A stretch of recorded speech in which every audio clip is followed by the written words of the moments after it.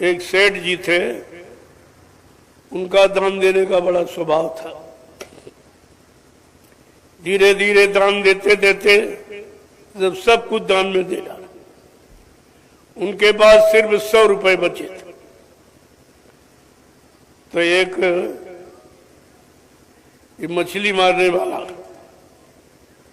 एक आया, उसने भेष बना लिया, ब्राह्मण का भेष बना, महाराज मैं बहुत गरीब हूं, मुझको कुछ दे दीजिए।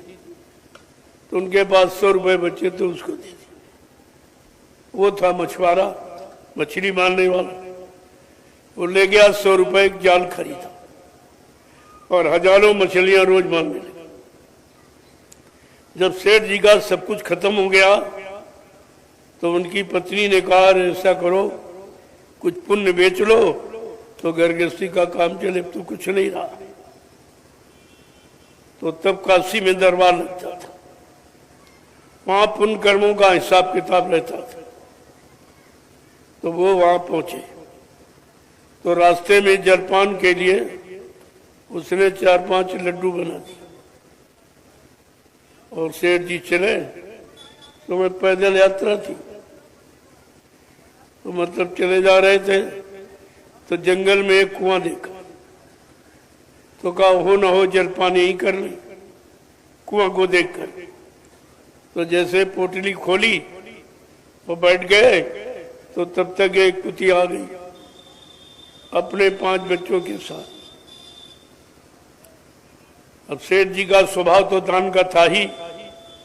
उन्होंने देखा कि हमसे ज्यादा जरूरत इस कुतिया को, इसके 5 बच्चे। तो उन्होंने सारे लड्डू उस कुतिया को खिला दिए, फिर बेचारे फाका करके चल दिए। जब पहुंचे दरबार में तो मुनीम से कहा, अरे भाई मेरा धर्म का खाता देखिए, पुण्य का। तो उसने कुछ ध्यान नहीं दिया। बड़ी देर के बाद सेठ जी ने कहा, अरे भाई मेरा पुण्य दान का खाता देखिए। तो वो कह रहा, तुम्हारा कोई पुण्य दान नहीं।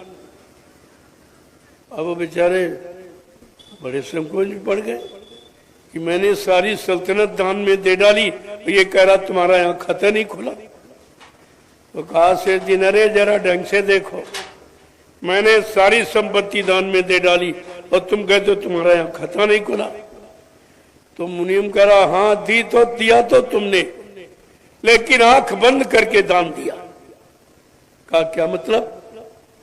कहा जब आखिर में तुम्हारे पास 100 रुपए बचे थे, एक मछुआरा भेष बदल के आया और तुम्हारी आंखों ने पहचान नहीं पाया और तुमने उसको 100 रुपए दान में दे दिए।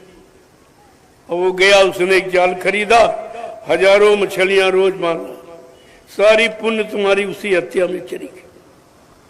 हाँ अभी रास्ते में आप अन्न का दान करके आए हो, जो कुतिया को 5 लड्डू खिलाए, बस उतना तुम्हारा पुण्य, चाहो तो ले लो। कहना नहीं खाता नहीं, खाली करूंगा। तो कहने का मतलब है आप हमेशा आंख बंद करके, क्योंकि तुम्हारे आंखों में परख पहचान की शक्ति नहीं है।